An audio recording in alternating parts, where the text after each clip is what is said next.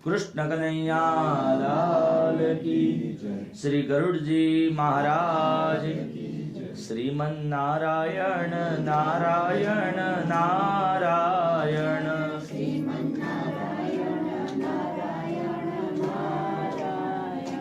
लक्ष्मी नारायण नारायण नारायण लक्ष्मी श्रीमन नारायण नारायण नारायण श्रीमन भजमन नारायण नारायण नारायण भजमन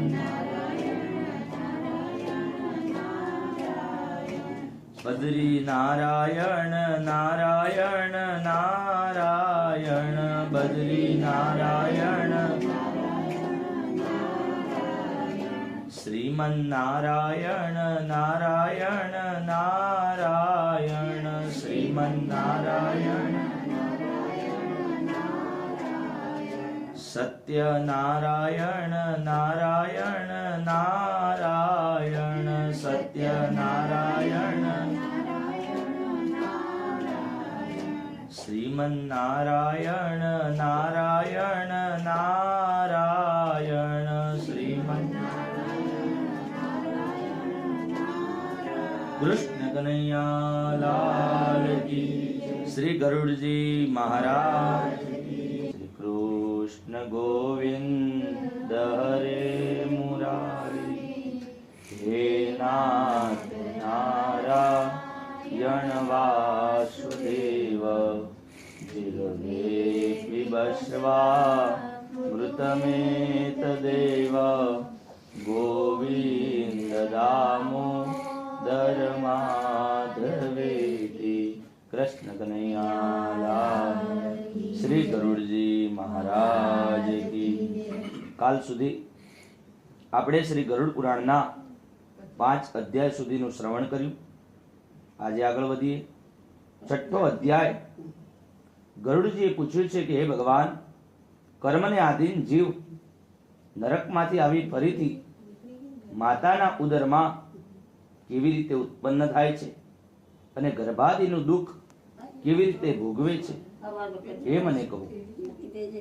ત્યારે શ્રી વિષ્ણુ ભગવાન કહે છે કે સ્ત્રી અને પુરુષના રતિકર્મથી વીર્ય તથા રજના મિશ્રણથી ગર્ભ રહેતા જે રીતે જીવનું સ્થાન દેહ ઉત્પન્ન થાય છે એ બાબત હું તમને કહું છું। ઋતુકાળમાં 3 દિવસ ઇન્દ્રની બ્રહ્મ હત્યા રહે છે। એ 3 દિવસોમાં પાપીના દેહની ઉત્પત્તિ થાય છે। સ્ત્રી ઋતુ દર્શનના પહેલા દિવસે ચાંડાલી, બીજા દિવસે બ્રહ્મગાતિની અને ત્રીજા દિવસે ધોબણ જાણે। આ સ્ત્રીઓ જ નરકથી આવેલાઓની માતા બને છે। દેવ ઈચ્છાથી શરીરની ઉત્પત્તિ માટે પ્રાણી પોતાના કર્મોના લીધે પુરુષના વીર્યકરણના આધારે સ્ત્રીના ઉદરમાં પ્રવેશે છે। અહીં એક વાત ખાસ છે કે વીર્ય અધિક હોય તો પુરુષ અને રજની અધિકતા હોય તો સ્ત્રી અને બંને સરખા સમાન હોય તો નપુંસક થાય છે। એક રાત્રિમાં કલલ એટલે બિંદુ સમાન, 5 રાત્રિમાં બૃહદ પરપોટા જેવડો નાનો ગોળો, 10 દિવસમાં કરકંદુ એટલે કે બોર જેવડો હોય છે અને પછી માંસપેશી અથવા ઈંડાના રૂપમાં ફેરવાય છે। 1 મહિનામાં માથું, 2 મહિનામાં હાથ પગ વગેરે અંગો બને છે। 3જા મહિને નખ, વાળ, ચામડી, લિંગ વગેરેના છિદ્રો બને છે। 4થા મહિને 7 ધાતુ શરીરમાં ઉત્પન્ન થાય છે અને 5મા મહિને ભૂખ અને તરસ પણ એ જીવમાં પેદા થાય છે। 6ઠ્ઠા મહિને ગર્ભના આવરણ ઓરમાં લપેટાય છે અને શ્વાસવાન થઈ માતાની જમણી કુંખમાં ફરવા લાગે છે। માતાએ ખાધેલા ખોરાક તથા પાણીથી વધતો એ જીવ વિષ્ટા અને મૂત્ર પેશાબથી ગંધ મારતા એક ખાડામાં સૂઈ રહે છે। જેમાં જીવની ઉત્પત્તિ થાય છે એ ગર્ભમાં રહેનારા ભૂખ્યા કીડાના કરડવાથી એના શરીરમાં ઘા થઈ જાય છે. એની કોમલતાના કારણે એ ખૂબ જ દુઃખ પામે છે અને બેહોશ બની જાય છે. માતાએ ખાધેલા કડવા, તીખા, ગરમ, ખારા, વૃક્ષ અને ખાટા વગેરે દુઃખદ પદાર્થોના રસના સ્પર્શથી એના શરીરમાં કષ્ટ પહોંચે છે. ત્યાં ગર્ભમાં વીંટળાયેલ અને બહાર આંતરડાથી ઘેરાયેલ કુંખમાં માથું નીચું કરીને પીઠ અને ગરદન નમાવી કોઈ પાંજરામાં પંખી પુરાયું હોય, ફસાયું હોય એમ પંખીની જેમ પોતાનું શરીર હલાવવા અસમર્થ હોય છે.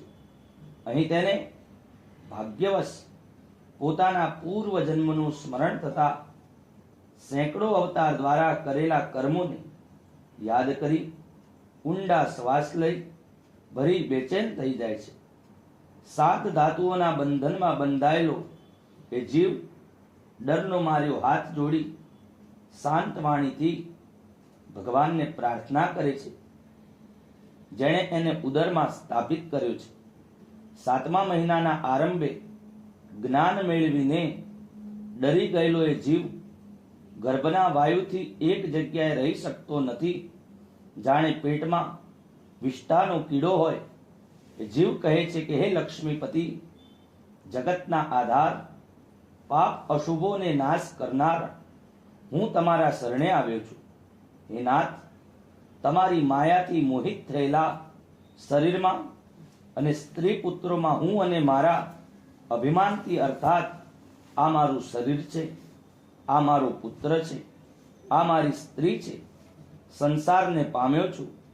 જે કુટુંબીઓ માટે મેં શુભ અને અશુભ કર્મ કર્યા હતા એને હું એકલો જ ભોગવી રહ્યો છું. એ ફળ ભોગવનારા તો ચાલ્યા ગયા. જો હું આ યોનિમાંથી છુટકારો પામીશ તો આપના ચરણોનું સ્મરણ કરીશ. જ્યારે જ્યારે જીવ માતાના ઉદરમાં આવે ત્યારે ભગવાનને આપણે દરેક સૌ એક કોલ આપતા હોઈએ છીએ. ભગવાનને પ્રાર્થના કરીએ છીએ કે હે પરમાત્મા, મને આમાંથી બહાર નીકાળો. હું ઉપર આવી તમારી ભક્તિ કરીશ. જે મેં પૂર્વ કહી શ્રીમદ ભાગવતમાં નવધા ભક્તિ જે વર્ણન કર્યું છે એ નવધા ભક્તિ કરવાની છે. ભગવાનનું નામ કેવલ લેવા માત્રથી મનુષ્ય સંસારમાંથી તરી જાય છે. ઉદાહરણ તરીકે શ્રી રામચંદ્ર ભગવાનના નામે જો સમુદ્રમાં પથ્થર પણ તરતા હોય તો આપણે એમનું નામ સ્મરણ કરવાથી ઘણો બધો જીવનમાં સુખદ અનુભવ પ્રાપ્ત કરી શકીએ છીએ. કારણ કે ભગવાનનું નામ લેવા માત્રથી શરીરમાં થયેલા પૂર્વ જન્મના કરોડો પાપો પણ નષ્ટ થઈ જાય છે. શ્રીમદ ભાગવતજીમાં એક કથા છે કે અજામિલ નામનો રાજા હતો. એના પુત્ર એને પૂર્વ જન્મમાં અને એના પોતાના જન્મમાં એને બહુ જ પાપો કર્યા હતા. એક ચોરી કરતો હતો, બેન દીકરીને લૂંટતો હતો. કહેવાનો તાત્પર્ય કે એને એના પોતાના જીવનમાં પરમાત્માએ એક પુત્ર રત્ન પ્રાપ્ત કરાવ્યું. એ પુત્રનું નામ એને નારાયણ પાડ્યું. જ્યારે જ્યારે એ અંધશ્રદ્ધામાં બહુ જ માનતો હતો અને નાસ્તિક હતો, પણ જ્યારે એને કંઈ પણ વસ્તુની જરૂર પડે એટલે કે હે નારાયણ પાણી લાવો, હે નારાયણ ભોજન લાવો, હે નારાયણ મારી સેવા કર, એ નારાયણનું નામ પુત્રના માધ્યમ દ્વારા લેતો હતો. ત્યારે જ્યારે એનો અંત સમય આવ્યો ત્યારે એક બાજુ યમરાજના દૂતો પણ આવ્યા છે લેવા, કારણ કે આખું જીવન પાપ કર્યું હતું, અને બીજી બાજુ વિષ્ણુ પરમાત્માના પાર્ષદો પણ આવ્યા છે, કારણ કે એને પોતાના પાછલા જીવનમાં એના પુત્રનું નામ નારાયણ રાખી જાણતા અને અજાણતા અનેક વાર ભગવાનનું નામ લીધું છે. એટલે મારું આ કહેવાનું એક તાત્પર્ય સંબોધન એવું છે કે જ્યારે જ્યારે ભગવાનને યાદ કરો, જ્યારે જ્યારે એનું શુદ્ધ હૃદયથી ધ્યાન ધરો તો પરમાત્મા ચોક્કસ આપણી વાત સાંભળે છે અને પરમાત્મા આપણને ક્યારેય નિરાશ થવા દેતા નથી. કારણ કે રાત્રિ હોય તો પછી સવાર આવે, સવાર હોય તો બપોર આવે, બપોર હોય તો સાંજ આવે, અને સાંજ હોય તો પાછી રાત્રિ આવે છે. સમય ચક્ર ગતિમાન છે, સમય ક્યારે ઊભો રહેતો નથી. પણ આપણે દરેક કોલ આપીને આવીએ છીએ જ્યારે માતાના ઉદરમાં હોઈએ કે હે પરમાત્મા, મને ઉપર લઈ જાઓ, મને બહાર કાઢો, પૃથ્વી ઉપર જઈ હું તમારું નામ લઈશ, હું તમારું ભજન કરીશ, હું તમારી માળા ફેરવીશ. પણ એ બધું ધીરે ધીરે ધીરે જેમ જેમ મનુષ્ય મોટો થાય, માયાના બંધનો લાગે છે. કયા બંધનો? તો કે કામ, ક્રોધ, મોહ, લોભ, મત્સ્ય અને માયા. કોઈ પણ આમાંથી છૂટી શકતું નથી. એવું નથી કે મહારાજ શાસ્ત્રીજી છે ને અત્યારે આપણને સમજાવે છે. અમારે પણ ઘણીવાર સવારનો પૂજાપાઠ રહી જતો હોય છે, ચોખ્ખી વાત. પણ એ બંધનના કારણે, કોઈ કારણસર ઘરમાં અડાઅડ હોય તો કહેવાનો તાત્પર્ય કોઈ પણ સ્વરૂપે ભગવાનનું નામ લેવું જરૂરી છે. એ રામ નામ માત્રથી જો પથ્થર તર્યા હોય તો આપણું જીવન પણ ચોક્કસ તરશે. આગળ વધીએ. હાથ જોડી શાંત વાણીથી ભગવાનને પ્રાર્થના કરે છે અને એ પછી એવો ઉપાય કરીશ કે મને છુટકારો મળે. વિષ્ટા અને મળના કૂવામાં પડેલો અને જઠરાગ્નિથી સળગતો હું અહીંથી નીકળવા માંગુ છું. હે પ્રભુ, મને અહીંથી બહાર ક્યારે કાઢશો? જે દયાળુ પરમાત્માએ મને આવું જ્ઞાન આપ્યું છે, હું એમના શરણે જાઉં છું, જેથી સંસારમાં મારું આવાગમન ન થાય. હું ગર્ભવાસથી મુક્ત થઈ ભૂલોકમાં જન્મ લેવા ઈચ્છતો નથી, કારણ કે જન્મ લેવાથી હું ફરી પાપ કર્મો કરીશ, જેથી મારી દુર્ગતિ થવાની. તેથી મોટા દુઃખમાં પડેલો હું ક્લેશ રહિત થાઉં. આપના ચરણોનો સહારો લઈને સંસારમાંથી મારો ઉદ્ધાર કરીશ. ત્યારે શ્રી ભગવાન કહે છે કે હે ગરુડ, આ પ્રકારની મતિવાળો 10 મહિનાનો જીવ ગર્ભમાં સ્તુતિ કરતો હોય છે, ત્યારે તેને નીચેની તરફ મોં કરીને પ્રસૂતિના વાયુથી પેદા થવા માટે પ્રેરિત કરવામાં આવે છે. એ વાયુથી એકાએક ફેંકાયેલ એ દુઃખી પ્રાણી નીચેની તરફ માથું કરીને ઘણા કષ્ટથી બહાર આવે છે. એ સાથે જ તે શ્વાસ લેવાનું ભૂલી જાય છે અને તેની બધી જ સ્મૃતિ જે ગર્ભમાં હોય એ બધી નષ્ટ થઈ જાય છે. પૃથ્વી પર આવતા જ તે વિષ્ટામૂત્રમાં પડેલ નરકના કીડાની જેમ ચેષ્ટા કરવા લાગે છે. વિપરીત ગતિ પ્રાપ્ત થતા એનું પૂર્વનું જ્ઞાન સમાપ્ત થવાથી તે રડવા લાગે છે. ગર્ભમાં, રોગમાં, સ્મશાનમાં અને પુરાણ સાંભળતી વખતે મનુષ્ય મનમાં જે વૈરાગ્ય ઉત્પન્ન થાય છે તે હંમેશા સ્થિર રહે તો માયાના બંધનથી કોણ છૂટી ન જાય. કર્મ ભોગવ્યા પછી ગર્ભની બહાર આવી જાય છે ત્યારે વિષ્ણુ પરમાત્માની માયા એ પુરુષને મોહિત કરે છે. તેથી માયાથી મોહિત થયેલો તે પરાધીન હોવાના કારણે વિવશતાથી કંઈ બોલી શકતો નથી અને બાળપણમાં જે દુઃખો હોય છે તે ભોગવે છે. બાળકના મનની વાત ન જાણનારા માતા પિતા તેનું પાલન પોષણ કરે છે, પણ તે બાળક અસમજ હોય, પોતાનું દુઃખ કહેવા માટે અસમર્થ હોય છે. જૂ અને માંકણ વગેરે જીવોથી દૂષિત અશુદ્ધ ખાટલામાં પલંગ પરથી ઉઠવાની ચેષ્ટા કરવામાં પણ તે અસમર્થ હોય છે. ડાંસ, મચ્છર, માંકડ વગેરે જીવો એની કોમળ ચામડીને કરડે છે ત્યારે એ જ્ઞાન રહિત હોવાથી રડે છે. આ રીતે બાળપણના દુઃખને ભોગવી કિશોર અવસ્થાનું દુઃખ પામે છે. પછી યુવાન અવસ્થામાં અન્યાયથી આસુરી સંપદા મેળવી એ વ્યસનમાં ફસાઈ નીચ માણસોની સંગતિ કરે છે તથા તે મહાકામી લંપટ હોવાના લીધે શાસ્ત્રો અને સજ્જનો પ્રત્યે દ્વેષ રાખે છે.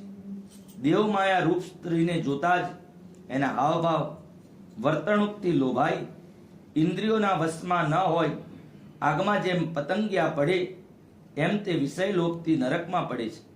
હરણ, હાથી, પતંગિયું, પંખી, ભ્રમર અને માછલી આ પાંચે એક એક ઇન્દ્રિયના વિષયમાં જ ફસાઈને મરી જાય છે. જ્યારે આ પ્રમાદી જીવ તો પાંચે ઇન્દ્રિયોથી પાંચે વિષયો સેવે છે, તો પછી એનો નાશ કેમ ન થાય? ઈચ્છિત વસ્તુ ન મળવાથી અજ્ઞાનથી તેનો ક્રોધ વધી જાય છે અને દેહની સાથે વધતો શોખ, અભિમાન અને ક્રોધથી એ કામી પોતાનો નાશ કરવા માટે બીજા કામીથી લડતો રહે છે અને અધિક બળવાનથી તે માર્યો જાય છે. જેમ એક હાથી અન્ય હાથીની લાતોથી માર્યો જાય છે, આ પ્રકારે એ મૂઢ પ્રાણી વિષયમાં આસક્ત થઈ અત્યંત દુર્લભ મનુષ્યત્વનો વ્યર્થ નાશ કરે છે. એટલે એનાથી મોટો પાપી કોણ હશે? પશુ વગેરે સેંકડો જાતિઓમાંથી પૃથ્વી પર મનુષ્ય જન્મ પામવો દુર્લભ મનાય છે. એમાંય મનુષ્યમાં બ્રાહ્મણનો અવતાર અતિ દુર્લભ મનાયો છે. આવો બ્રાહ્મણનો અવતાર પામીને જે યમ, નિયમ, ધ્યાન, ધારણા અને ધર્મની બાબતોને પાળતો નથી અને ઇન્દ્રિયોના સેવનમાં લાગી જાય છે, એવા માણસને આળસથી હાથમાં આવેલ અમૃતનો પ્યાલો ઢોળી દીધો હોય એમ કહેવાય. અર્થાત તેને મનુષ્ય જન્મ સાર્થક કરવાને બદલે વ્યર્થ ગુમાવ્યો હોય એમ જાણવું. તરુણ અવસ્થા પછી ઘડપણ આવતા અનેક જાતની વ્યાધિઓને પામીને એમાં ઘેરાઈ જઈને આખરે એ મૃત્યુ પામે છે અને પહેલાની જેમ જ અત્યંત દુઃખદાયક નરકમાં જાય છે. આ પ્રકારે આવાગમન રૂપ કર્મના પાસમાં બંધાયેલો પાપી માનવી મારી માયાથી મોહિત થઈને ક્યારેય પણ વૈરાગ્ય અંગેનું વિચારતો નથી. હે ગરુડ, આ પ્રકારે અત્યષ્ટિ કર્મથી હીન પાપીઓની નારકીય ગતિને મેં તમને કહી. હવે એ કહો કે શું સાંભળવા માંગો છો? ઇતિ શ્રી ગરુડ પુરાણે શારોદ્ધારે ગર્ભ જન્મ દુઃખ નિરૂપણ નામને ષષ્ઠોધ્યાય. શ્રી કૃષ્ણાર્પણમસ્તુ. કૃષ્ણ કનૈયા લાલ કી જય. શ્રી ગરુડજી મહારાજ કી જય.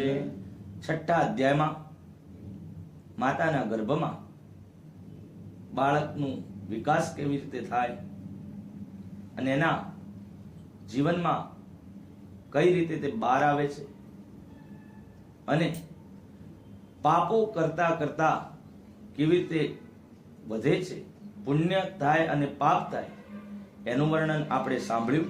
આગળ વધીએ. સાતમો અધ્યાય બભ્રુવાહન પ્રેત સંસ્કાર નિરૂપણ વર્ણનમ.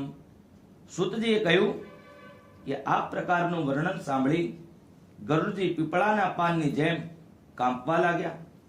પછી અમને માનવીઓના ઉપકાર માટે ફરીથી ભગવાન નારાયણને પૂછ્યું. ગરુડજીએ કહ્યું કે હે સ્વામી, માણસ જાણે અજાણે પાપો કરીને યમની યાતનાઓને ન પામે એવા કયા ઉપાયો છે એ જણાવો. સંસાર રૂપી સમુદ્રમાં ડૂબતા દુઃખી આત્માઓને પાપથી નષ્ટ બુદ્ધિવાળા, વિષય વાસનાથી નષ્ટ આત્માવાળાના ઉદ્ધાર માટે હે સ્વામી, પુરાણોમાં જે ઉપાય બતાવ્યા છે એ કહો, જેનાથી માનવીની સદગતિ થાય. ત્યારે ભગવાને કહ્યું કે હે ગરુડ, તમે મનુષ્યના કલ્યાણ માટે ઉત્તમ પ્રશ્ન પૂછ્યો છે, તેથી તમે સાવધાન ચિત્ત રાખીને સાંભળો. હું તમને બધું જ કહું છું. પહેલા મેં પુત્રહીન પાપીઓની દુર્ગતિ જણાવી. હે ગરુડ, પુત્રવાળા ધર્માત્માઓની ક્યારેય દુર્ગતિ નથી થતી. જો કોઈ ખરાબ કર્મના અવરોધથી પુત્ર થતો ના હોય તો બુદ્ધિમાન મનુષ્યએ કોઈ ઉપાયથી પુત્ર ઉત્પન્ન કરવા માટે પ્રયાસ કરવો.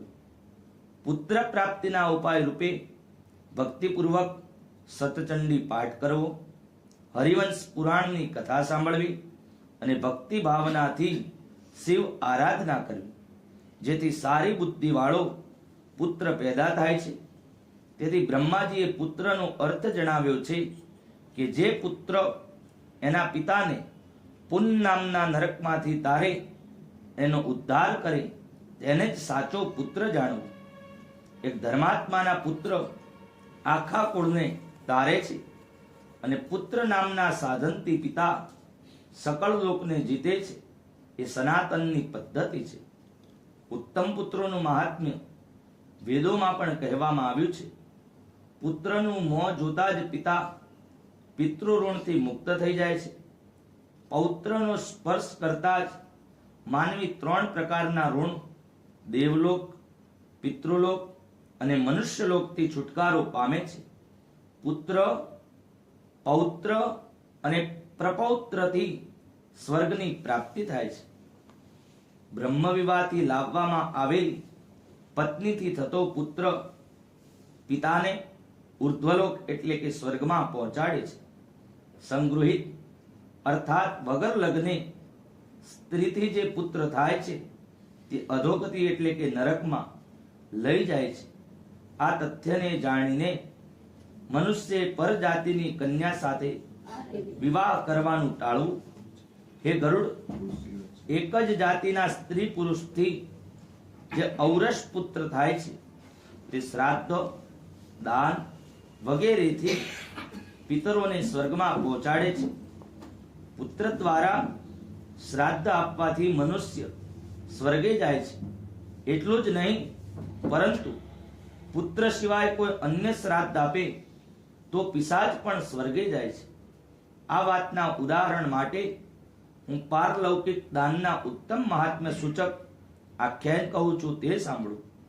હે ગરુડ, પહેલા વર્ષો પૂર્વે ત્રેતાયુગમાં અતિ સુંદર મહોદયપુરમાં મહાબળવાન અને ધર્મમાં નિષ્ઠા રાખનારો બભ્રુવાહન નામનો એક રાજા થઈ ગયો. તે વિધિવત યજ્ઞ કરનારો, દાન આપનારો, લક્ષ્મીવાન, બ્રાહ્મણોનો ભક્ત, સાધુઓ પ્રત્યે દયાળુ અને ચારિત્ર્યવાન આચાર અને ગુણોથી યુક્ત, દયા દાક્ષિણ્યથી યુક્ત, ધર્મ વડે પોતાના પુત્રની સમાન પ્રજાનું પાલન કરતો હતો અને દંડ આપવાનો હોય એવા ગુનેગારોને દંડ પણ આપતો. એ રાજા ક્ષત્રિય ધર્મનું પાલન પણ કરતો હતો. કોઈ એક સમય આ મહાબળવાન રાજા એની સેના સહિત શિકાર માટે ગયો અને જુદા જુદા સુંદર વૃક્ષોથી ઘેરાયેલા વનમાં પ્રવેશ્યો. એ વન જુદી જુદી જાતના અનેક હરણોથી ઘેરાયેલું હતું અને અનેક પ્રકારના પંખીઓ કલરવ કરતા હતા. રાજાએ વનમાં દૂરથી એક મૃગને જોયું. રાજાએ ત્યારે અતિ તીક્ષ્ણ અને અતિ પુષ્ટ બાણથી એ મૃગને વિંધી નાખ્યું. એ મૃગ રાજાના બાણને લઈને અદ્રશ્ય થઈ ગયું. એ મૃગના ટપકેલા લોહીના ચિહ્નોના સહારે રાજાએ પીછો કર્યો અને એ સાથે જ રાજા બીજા વનમાં પ્રવેશી ગયો. ભૂખ, તરસ, સુકાયેલો કંઠ, થાકતી અને અર્ધબેભાન જેવો થયેલો એ રાજા એક જળાશયે પહોંચ્યો. ઘોડા સહિત એણે ત્યાં સ્નાન કર્યું. કમળ વગેરેની સુગંધથી મિશ્રિત જળાશયનું ઠંડુ પાણી પીધું. એ પછી બભ્રુવાહન નામના એ રાજાએ પાણીમાંથી બહાર નીકળીને વિશ્રામ કર્યો. સામે ઠંડી છાયાવાળા અને મોટી મોટી શાખાઓ, ડાળથી ખૂબ વિસ્તૃત અને અનેક પ્રકારના પક્ષીઓના સમૂહથી શોભતા વૃક્ષને જોયું. સૌથી ઊંચું મોટું હોવાને કારણે એ વૃક્ષ જંગલની ધજાની માફક જણાતું હતું. થાકેલો રાજા એના થડની પાસે પહોંચતા અર્ધનિંદ્રિત દશામાં આવી ગયો. ત્યારે રાજાએ ત્યાં ભૂખ અને તરસથી પીડાયેલ વ્યાકુળ ઇન્દ્રિયો અને જથર પથર વાળો મેળા ચોળાયેલા કપડા, અત્યંત ભયાનક, કુબડો, ઊંચા અને દુર્બળ એવા એક પ્રેતને જોયું. વિકૃત અને ઘોર એવા આ પ્રેતને જોઈ બભ્રુવાહન ઘણું આશ્ચર્ય પામ્યું. એ પ્રેત પણ ઉત્કંઠિત થઈને રાજાની નજીક આવ્યું અને હે ગરુડ, પ્રેતે એ સમયે રાજાને કહ્યું કે હે રાજન, આપના દર્શન માત્રથી મેં મારો પ્રેત ભાવ છોડ્યો છે અને પરમ ગતિને પામ્યો છું. હે રાજન, આપના મિલનથી આજે હું અતિ ધન્ય થયો છું.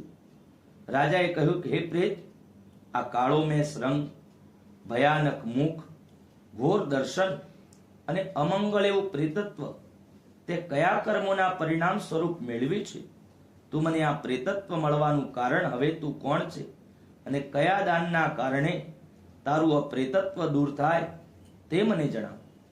ત્યારે પ્રેતે જવાબ આપતા કહ્યું કે હે રાજન, હું તમને શરૂઆતથી અંત સુધી બધું કહું છું. મારું પ્રેત બનવાનું કારણ જાણીને તમે મારા પર દયા કરવાને યોગ્ય છો. વૈદિશ નામનું એક નગર છે જે તમામ બાબતે સમૃદ્ધ છે, જ્યાં અનેક જાતના લોકો વસે છે. તેઓ ધનધાન્યથી પૂર્ણ છે. અહીંના મકાનો, મહેલોની શોભા કંઈક ન્યારી છે. વળી અનેક ધર્મમાં ઊંડો રસ લેનારા લોકો વસે છે. હે તાત, એ નગરમાં દેવોનું પૂજન કરતો હું રહેતો હતો. હું વૈશ્ય જાતિનો છું અને મારું નામ સુદેવ છે. હું હવનથી દેવતાઓને અને પિંડદાનથી પિતૃઓને સંતુષ્ટ કરતો હતો. જુદા જુદા પ્રકારના દાન આપીને મેં બ્રાહ્મણોને સંતુષ્ટ કર્યા હતા. એ ઉપરાંત ગરીબ, આંધળા, લૂલા, લંગડાઓને અનેકવાર અનાજ આપ્યું હતું. હે રાજન, મારું આ બધું સુકર્મ દેવયોગથી નિષ્ફળ ગયું. શા કારણે નિષ્ફળ ગયું હું એ કહું છું. મારે કોઈ સંતાન, મિત્ર કે ભાઈ જેવું કોઈ નહોતું જે મારી ઉર્ધ્વદેહાદિક પિંડદાનની ક્રિયા કરે. હે મહારાજા, જેનું 16 માસિક એટલે કે 16 માસિક શ્રાદ્ધ નથી થતું, એના સેંકડો શ્રાદ્ધ કરવાથી પણ એનું પ્રેતત્વ જતું નથી. માટે હે મહીપતિ, પૃથ્વીપતિ, તમે મારા પિંડદાનની ક્રિયા કરી મારો ઉદ્ધાર કરો. કારણ કે રાજા આ જગતમાં તમામ વર્ણનો ભાઈ કહેવાય છે. તેથી હે રાજેન્દ્ર, આપ મને તારવાનો ઉપાય કરો, જેથી મારી સદગતિ થાય અને પ્રેત યોનિમાંથી મારો છુટકારો થાય. હું તમને અઢળક હીરા રત્નો આપીશ. હે વીર મહારાજા, જો આપ મારું પ્રિય કરવા માંગતા હો તો આપે એવું કરવું જોઈએ. ભૂખ અને તરસના દુઃખને કારણે પ્રેતપણું મારા માટે ખૂબ જ દુઃખદાયક છે. આ વનમાં સુંદર સ્વાદિષ્ટ ફળો છે, શીતળ જળ પણ છે, છતાં પણ ભૂખથી હું પીડિત. હું એ મીઠા ફળો ખાઈ શકતો નથી કે ના હું શીતળ જળ પી શકું છું. હે રાજન, પ્રથમ તમે નારાયણ બલિ કરો, પછી સર્વ કર્મ કરજો, તો ચોક્કસ મારું પ્રેતત્વ દૂર થશે, એમાં કોઈ જ સંદેહ નથી. અહીંથી આપણે ચાણોદ કરનાલી ગામ છે, રેવાના કિનારે, નર્મદાજીના કિનારે. શાસ્ત્રોમાં એવું કહ્યું છે કે ત્યાં જઈ પિતૃઓની પાછળ નારાયણ બલિ શ્રાદ્ધ આવે. એ શ્રાદ્ધ કરવાથી આપણને યજ્ઞ કર્યાનું ફળ પ્રાપ્ત થાય છે. જેટલું ને જેટલું યજ્ઞ કરવાથી પુણ્ય મળે, એટલું ને એટલું જ પિતૃ ભક્તિ, પિતૃ કાર્ય કરવાથી પુણ્ય પ્રાપ્ત થાય છે. ત્યાં અલગ અલગ પ્રાંતથી કારતક મહિનાના 15 દિવસ એટલે અંધાર્યું અને ચૈત્ર મહિનાના 15 દિવસ ત્યાં અનેક લોકો કાર્ય કરાવવા આવે છે. ડોંગરેજી મહારાજે પોતાની માતાનું શ્રાદ્ધ એ ચાણોદ ભૂમિ ઉપર કર્યું હતું. એમની પાસે જે પણ દ્રવ્ય હતું ત્યાં બ્રાહ્મણોને પૂછ્યું કે ભૂદેવો, આ વિધિ કઈ રીતે થાય? ત્યારે બાપજીને બ્રાહ્મણોએ કહ્યું હતું કે જ્યાં સોનું મૂકવાનું આવે ત્યાં સોનું મૂકવું પડે, ચાંદી મૂકવાનું આવે ત્યાં ચાંદી મૂકવું પડે. 5 ક્રિયા સુધી તો એમને બધું જ મૂક્યું, પણ 6ઠી ક્રિયા જેવી ચાલુ થઈ ત્યારે બાપજીએ 2 દાણા ચોખા લઈ અને એમને કહ્યું કે જે યથાશક્તિ મારી પાસે છે એ મૂકું છું. કારણ કે આપણે પિતૃઓ પાછળ જેટલું પણ ધન સંપત્તિ ખર્ચીએ, હું કાર્ય કરું છું એટલા માટે નથી કહેતો, પણ કહેવાનો તાત્પર્ય કે એમની પાછળ જેટલું પણ શ્રાદ્ધ કરીએ, પૂજા કરીએ, એમને યાદ કરીએ.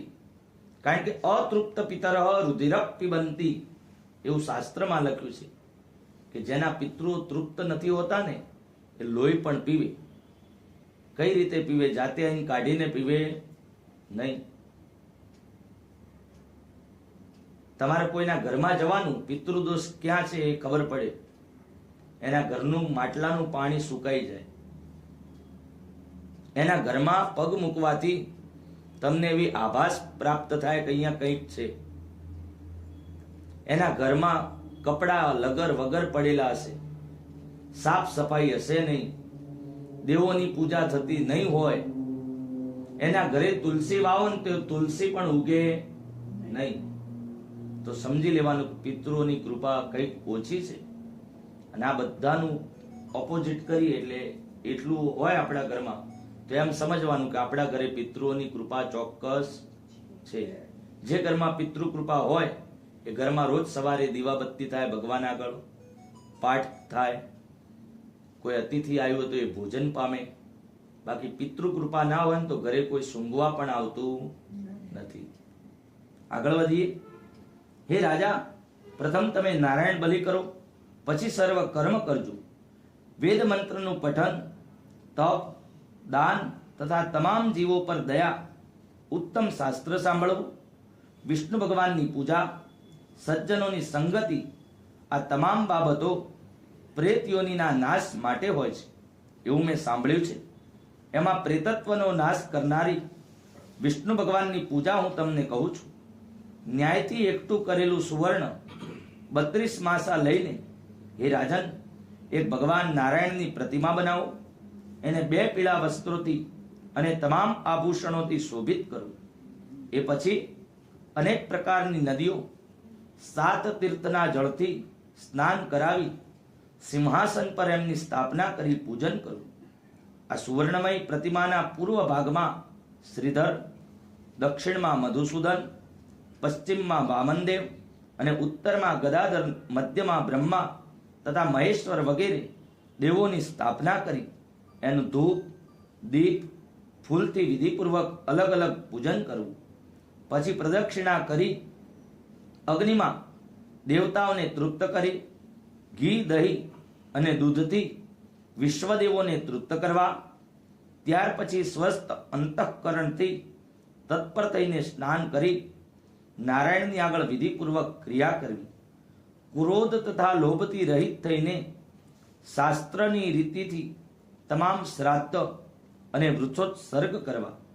એની પાછળ બ્રાહ્મણો માટે પદદાન, વાસણોનું દાન કરવું. પછી સૈયાદાન કરીને પ્રેત માટે ઘટનું એટલે કે પાણીથી ભરેલા ઘડાનું દાન કરવું. રાજાએ પૂછ્યું કે હે પ્રેત ઘટનું દાન કેવી રીતે કરવું, એની વિધિ કઈ છે? બધા જીવો પર દયા કરીને પ્રેતની મુક્તિ આપવા વાળા ઘટદાનની સંપૂર્ણ વિધિ મને જણાવો. ત્યારે પ્રેતે કહ્યું કે મહારાજ, આપ એક ચિત્ત થઈને સાંભળો. આવા સુદ્રઢ દાનથી પ્રેતનું પ્રેતપણું સમાપ્ત થઈ જાય છે. આ પ્રેતગઢ નામનું દાન તમામ અશુભોનો નાશ કરનાર અને સકલ લોકોની દુર્ગતિનો ક્ષય કરનારું છે. તપાવેલા સોનાનો ઘડો બનાવી મહાદેવ, બ્રહ્મા, વિષ્ણુ, કેશવ અને લોકપાલો ઇન્દ્ર, યમ, વરુણ, કુબેર વગેરેનું મંત્રો વડે આવાહન કરી આ ગળામાં દૂધ અને ઘી ભરીને ભગવત ભક્તિથી તે બ્રાહ્મણને દાનમાં આપવું. આ દાન આપવાથી અન્ય કોઈ દાન આપવાની જરૂર રહેતી નથી. આ ગળાના મધ્યમાં બ્રહ્મા તથા વિષ્ણુ અને અવિનાશી શંકર પરમાત્માનું આવાહન અને પૂજા કરવી. પૂર્વ વગેરે દિશાઓમાં અને ગળાના કંઠ એટલે કે કાંઠલામાં ક્રમશઃ લોકપાલોનું પૂજન કરવું. હે રાજન, ધૂપ, દીપ, ફળ અને ચંદનથી વિધિપૂર્વક એ દેવોનું પૂજન કરી વિષ્ણુ ભગવાનની પ્રાર્થના કરી દૂધ અને ઘી સહિત સોનાના આ ઘડાનું દાન બ્રાહ્મણને કરવું. મહાપાતકો, પાપોનો નાશ કરનારું આ દાન બધા દાનોમાં શ્રેષ્ઠ છે. તેથી હે રાજન, પ્રેતત્વ દૂર કરવા માટે મનુષ્ય આ દાન અવશ્ય કરવું જોઈએ. શ્રી ભગવાને કહ્યું કે કશ્યપ, આ પ્રેતની સાથે રાજા જ્યારે વાતચીત કરી રહ્યા હતા એ સમયે હાથી, ઘોડા, રથ વગેરે સાથે રાજાની સેના તેને શોધતી શોધતી ત્યાં આવી પહોંચી. તે જોઈ પ્રેત રાજાને રત્નો આપી નમસ્કાર કરી અને ત્યાંથી અંતર ધ્યાન થઈ ગયા. એ પછી રાજા ત્યાંથી નીકળી પોતાના નગરે આવ્યા અને પ્રેતે જે કહ્યું હતું એ પ્રમાણે કર્યું. હે ગરુડ, રાજાએ ઔર્ધ્વદેહિક ક્રિયા તે પ્રેત માટે કરી. પછી એ પુણ્ય પ્રભાવથી પ્રેતનો પ્રેત યોનિથી છુટકારો થયો અને સ્વર્ગ લોકમાં ગયો. બીજાના દ્વારા અપાયેલા શ્રાદ્ધદાનથી પણ પ્રેતને અત્યંત ઉત્તમ ગતિ મળી. તેથી જો પુત્રો દ્વારા કરવામાં આવેલ શ્રાદ્ધ તર્પણથી પિતાની સદગતિ થાય એમાં સી નવાઈ છે. આ પવિત્ર ઇતિહાસને જે કોઈ સાંભળશે અને કહેશે એ બંને પાપી હોવા છતાં પણ પ્રેત યોનિને પામશે નહીં. ઇતિ શ્રી ગરુડ પુરાણે શારોદ્વારે બભ્રુવાહન પ્રેત સંસ્કાર નામને સપ્તમોધ્યાય. શ્રી કૃષ્ણાર્પણમસ્તુ. કૃષ્ણ કનૈયા લાલ કી. શ્રી ગરુડજી મહારાજ. શ્રીમન નારાયણ નારાયણ નારાયણ.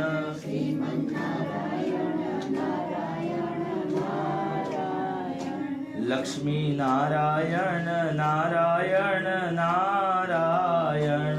લક્ષ્મી શ્રીમન નારાયણ નારાયણ નારાયણ. શ્રીમન ભજમન નારાયણ નારાયણ નારાયણ. ભજમન